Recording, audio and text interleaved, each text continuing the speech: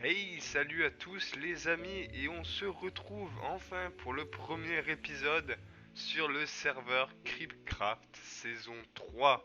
Du coup, quand même, avant de présenter tout ce que j'ai fait, on va présenter un peu ce magnifique spawn. Du coup, on est entouré de magnifiques montagnes. Il y a déjà des gens qui ont commencé à faire pousser leurs propres arbres ici. On a déjà quelques maisons qui ont commencé à se bâtir par-ci par-là. Et on va aller voir le bâtiment que j'avais fait du coup pour cette saison. Donc voilà l'entrée de ce que j'ai fait pour la saison. C'est un truc que j'ai fait en créa du coup qui fait partie du monument de la saison. Donc on va descendre tranquillement les escaliers pour vous présenter un peu tout ça. Donc hop, alors, si je fais ça, plus qu'un cœur devrait résister. Ok, on arrive vers un pont. Donc la ville du spawn, ça correspond à tout ce qu'il y a dans la grotte ici et tout ce qu'on a là-haut au niveau de la montagne. Yes, j'adore ce genre de tournage. Comme d'habitude, on a nos triggers et nos tombes, bien évidemment, pour nous faciliter la vie parce qu'on est toujours en ultra hardcore. Comme vous le voyez, je ne régénère pas ma vie. On va aller voir vite, je m'en mêle les pinceaux, euh, le vrai monument du coup du spawn qui se trouve ici, qui est un arbre géant qui va symboliser un peu ce serveur, qui d'ailleurs apparaît sur le logo du serveur. Je sais pas s'il sera placé sur la miniature normalement. Et on va aller voir, on a du coup un peu tous les data packs. On va aller voir ensemble tout ce qu'il y a dessus. On peut voir qu'on a des joueurs en ligne. On va dire bonjour. Donc, déjà, je dois rendre à César ce qui est à César. Cet arbre, ce n'est pas moi qui l'ai fait, c'est un utilisateur sur Planet Minecraft du nom de Paul Zero. Donc déjà, on a le panneau interactif et je mettrai le lien dans la description.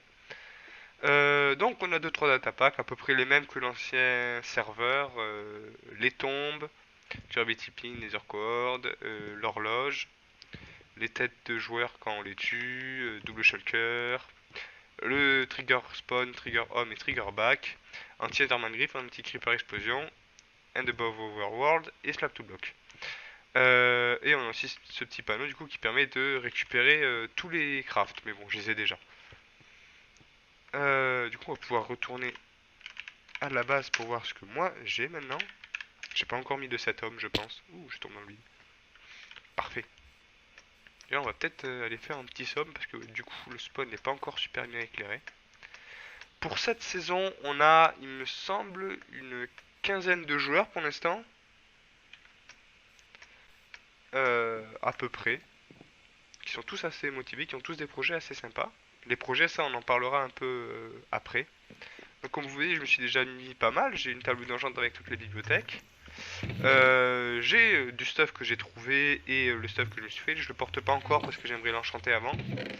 Et ça, c'est tous les minerais que j'ai récoltés. Vous voyez, il me reste encore un peu de diams. Donc tout ça, c'est bien cool. On retrouve pas mal de membres de la saison dernière. Comme vous voyez, on a Azon et El Phantom. On a aussi Easter, Miniwi, Okami-sama qui était avant Mister Sama. Euh, et on a aussi Mayu, Foudromètre qui était là vers la fin de la saison. Enfin, du coup, plein d'anciens joueurs qui reviennent de la saison dernière et plein de nouveaux joueurs aussi, comme vous l'avez vu. On a Amania et je crois que 5 ou 6 autres nouveaux joueurs encore. Du coup, qui sont tous des recrues d'Easter. Donc, gros merci à Easter pour avoir recruté tous ces gens. Ce qu'on va faire en ce début de saison, en ce début de premier épisode, et ce qu'on va faire en fait pendant tout cet épisode, ça va être construire la maison du spawn. Donc je me suis installé ici parce que c'est ici que je vais la construire. J'ai déjà mes schématiques, mais on va aller voir ce que ça rend en survie. Donc hop hop hop. On part sur mon monde créatif. Alors forcément, moi j'ai accès sur le monde créatif à la même seed que la map, parce que ce que les autres n'ont pas pour l'instant malheureusement pour eux, vu que la seed sera donnée au One Dragon. Tradition oblige. Hop hop hop. Donc voici à quoi va ressembler ma base. Alors effectivement d'extérieur c'est pas bien grand, hein, ça sera pas aussi grand que mon ancienne base, mais à l'intérieur il y a cette fois-ci des choses comparé à mon ancienne maison sur Cryptcraft 2. Donc on a ce petit couloir d'entrée avec de quoi stocker, même si je pense que j'en rajouterai, j'en ai deux là encore, et des trucs de forgeron forcément. Et ici une genre de forge avec de la lave et le coin enchantement. Alors j'ai oublié de parler du style, mais effectivement le style c'est un style nain, dwarf, euh, dans le style Erebor du Seigneur des Anneaux. Donc voilà pourquoi l'utilisation massive de pierre. Du coup on va retourner sur le serveur. Normalement j'ai déjà fait le schématique, donc on n'a plus qu'à le placer. Mais il me manque pas mal de stone, donc je vais aller miner de la stone. Et je vous retrouve après, une fois que j'ai miné toute la stone. Allez, à tout de suite.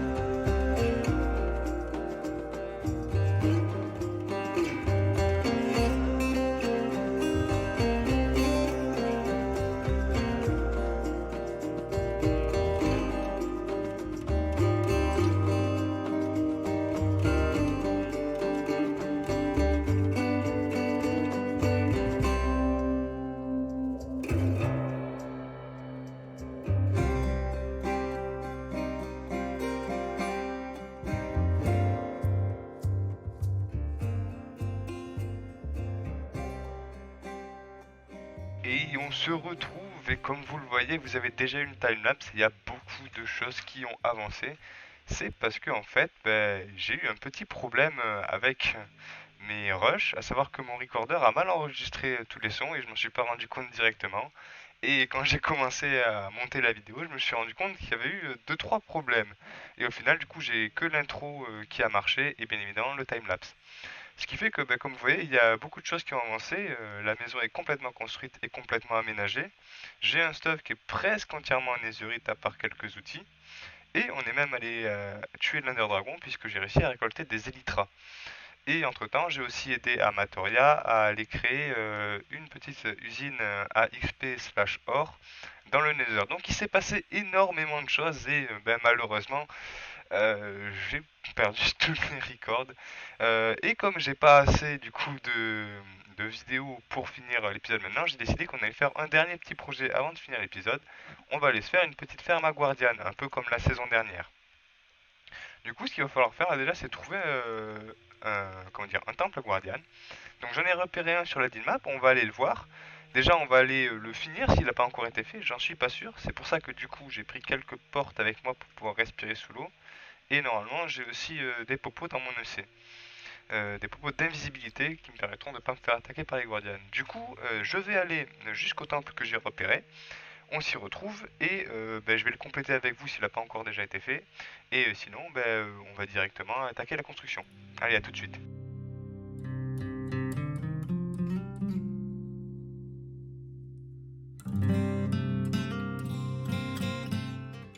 Et du coup, nous revoilà à la surface. On a le temple qui est juste là-bas. Du coup, on a tué les 3 Elder Guardians. C'est parfait, du coup on va pouvoir commencer la construction. La construction, je vais vous la faire en time-lapse comme d'habitude. Du coup on se retrouve juste après la construction pour que je vous explique comment tout marche et pour faire sûrement la fin de la vidéo. Allez, à tout de suite.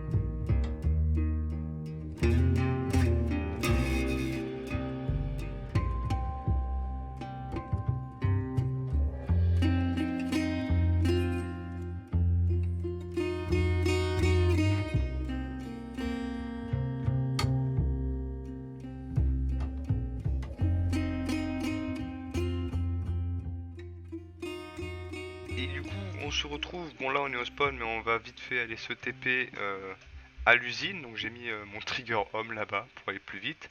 Pouf! Dès que ma connexion internet aura décidé de marcher, voilà.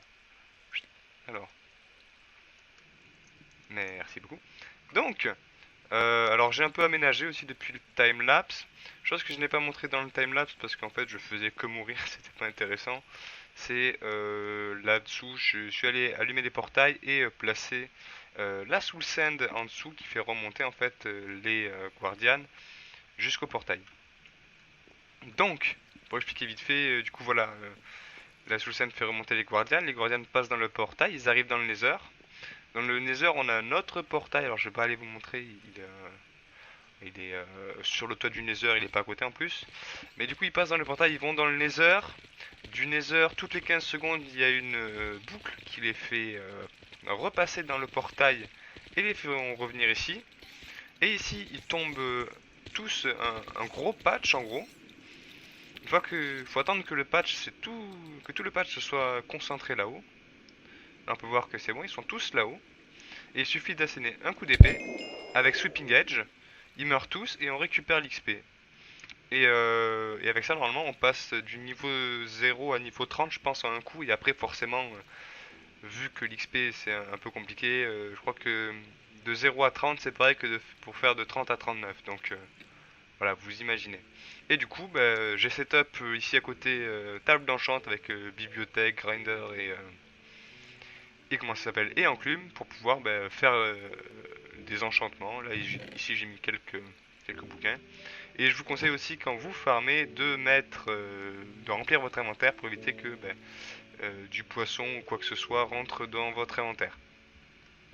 Donc c'est une petite usine en vrai qui est assez simple à construire, à part la partie où vous vous faites exploser par les drowns, par les guardians quand vous essayez de construire à côté du temple. Mais sinon ça va. Alors fonctionnellement, comment ça marche? Pourquoi il y a des guardians qui spawnent que là? Parce qu'en fait on est suffisamment éloigné, du coup on ne génère que le chunk là-bas. Alors non, en fait, ce que je viens de dire, c'est complètement faux. C'est pas du tout ce qui se passe. Ce n'est pas le dernier chunk que je génère. Et ça se voit d'ailleurs, vu on voit les autres chunks qui sont après. En fait, ce qui se passe, c'est que le joueur a autour de lui une sphère de rayon de 128 blocs dans lesquels les mobs vont pouvoir spawner. Et le chunk dans lequel se trouvent les portails et du coup l'angle du temple guardian, c'est la limite justement de cette sphère. Ce qui fait que les guardians ne vont pouvoir spawner que à cet endroit-là. Et vu que cette sphère n'englobe pas d'autres endroits de spawn pour les mobs, il ne va y avoir que des guardians qui vont être générés par le player qui est AFK. Voilà.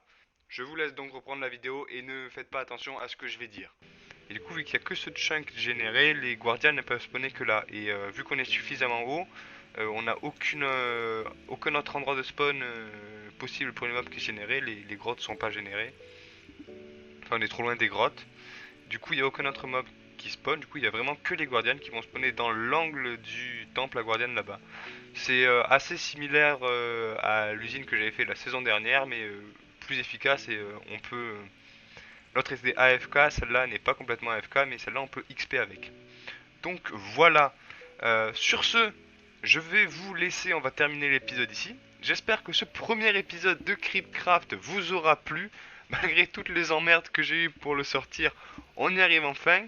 J'espère que vous avez apprécié. Si c'est le cas, n'hésitez pas à mettre un pouce bleu ou un pouce rouge dans le cas échéant. Dans le cas inverse, je confonds mes expressions. À mettre un commentaire si vous le voulez et à vous abonner si mon contenu vous plaît. Je ne dis pas ça souvent, mais je pense qu'il faut quand même le rappeler de temps en temps. Sur ce, je vous dis à la prochaine. Ciao ciao. Now it's time to join the riot.